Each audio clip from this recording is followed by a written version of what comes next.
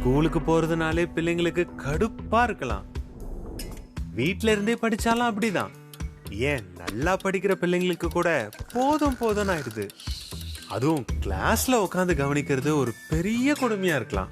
உங்களுக்கு எப்படி? கிளாஸ்ல இருக்கும்போது எதையாவது நினைச்சு நீங்க ரொம்ப கவலைப்படுறீங்களா? அங்க உட்கார்ந்து இருக்கிறதே உங்களுக்கு பயங்கரமா போர் அடிக்குதா? இல்ல உங்க மனசு எங்கெங்கயோ அப்படியே அலப்பாஞ்சிட்டு இருக்கா?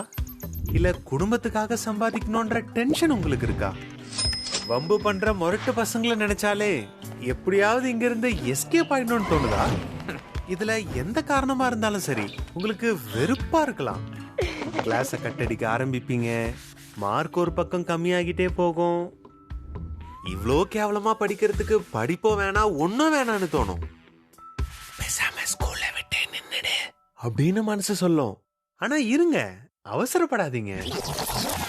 சாமர்த்தியமா நடக்கிறவங்க ஒவ்வொரு அடியையும் யோசிச்சுதான் எடுத்து வைக்கிறாங்கன்னு பைபிள் சொல்லுது. முதல்ல ஸ்கூலுக்கு போறது ஏன் நல்லதுன்னு யோசிச்சு பாருங்க. வித்தியாசமா நிறைய பாடங்களை படிப்பீங்க. நிறைய புது புது விஷயங்களை கத்துப்பீங்க. அதை விட முக்கியமா ஸ்கூல் போறதுனால உங்க மூளை இன்னும் சுறுசுறுப்பா வேலை செய்ய கத்துக்கும்.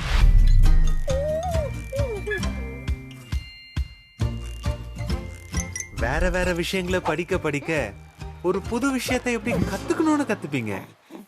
எழுத படிக்கவும் கத்துப்பீங்க. இதெல்லாமே உங்க வாழ்க்கைக்கு ரொம்ப ரொம்ப முக்கியம். பிரச்சனைகளை சமாளிக்கிறதுக்கு தேவையான திறமைகளை வளர்த்துக்க ஞானம் தேவை, யோசிக்கிற திறமை தேவைன்னு பைபிள் சொல்லுது. இதெல்லாம் வளர்த்துக்கணும்னா ஸ்கூலை விட ஒரு பெஸ்ட் இடம் வேற எதுவுமே கிடையாது. அங்க உங்களை பத்தியும் நல்லா புரிஞ்சுப்பீங்க. அப்புறம் உங்களை சுத்தி இருக்கிறவங்கள பத்தியும் நல்லா புரிஞ்சுப்பீங்க. அதுக்குன்னு ஸ்கூலுக்கு போனா பிரச்சனை எல்லாம் பறந்து போயிடும் இல்ல. அந்த பிரச்சனையெல்லாம் நல்லா சமாளிக்க கத்துப்பீங்க. உங்க மனசை கட்டுப்படுத்த பழகிப்பீங்க. எது முக்கியம்னு பார்த்து அதை முதல்ல செய்ய பழகிப்பீங்க. ஒரு திறமையை உங்களால வளர்த்துக்க முடியும். அதனால பின்னால உங்களுக்கு ஒரு நல்ல வேலை கிடைக்கும். நீங்க ஸ்கூலுக்கு போறதை மட்டும் விட்டுட்டீங்கன்னா வேலை கிடைக்கிறதே உங்களுக்கு பெரிய திண்டாட்டம் ஆயிடும்.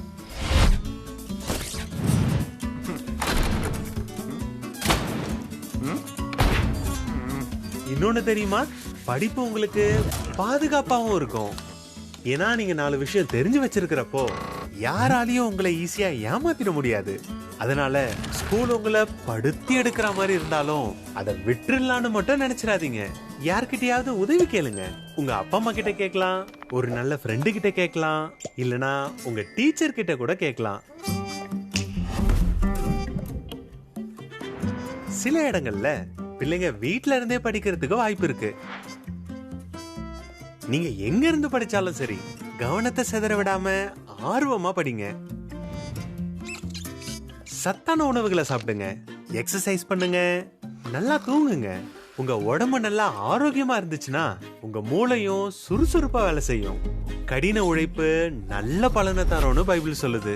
ஸ்கூல் படிப்பை முடிக்கிறதுக்கு நீங்க எவ்வளவு கஷ்டப்பட வேண்டியிருந்தாலும் சரி அது கண்டிப்பா வீண் போகாது. ஸ்கூல் படிப்பு உங்களுக்கு உள்ள ஒளிஞ்சிருக்கிற திறமையெல்லாம் வெளியே கொண்டு வரும். நல்லா யோசிக்கிறதுக்கும் பிரச்சனைகளை சரி பண்றதுக்கும் கத்து கொடுக்கும்.